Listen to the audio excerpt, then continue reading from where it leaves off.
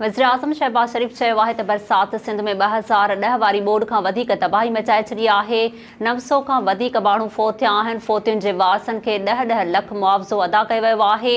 सिंध हुकूमत जो हौसलो बुलंद आहे। बिलावल भुट्टो ज़रदारी ऐं सैयद मुराद अली शाह तरीक़े सां कमु करे रहिया आहिनि। उन्हनि खे मुबारकूं ॾियां थो।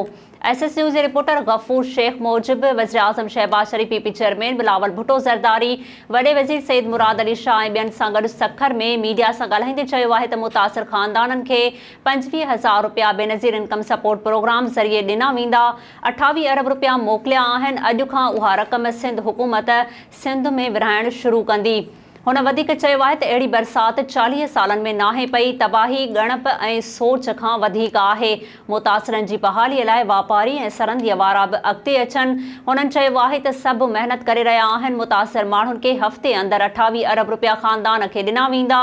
15 लख ॾियारियूं सिंध हुकूमत खे ॾिनियूं आहिनि। पीअण जो साफ़ पाणी, टेंट, ख़ोराक समूरनि सूबनि खे वफ़ाक़ ॾिनो आहे।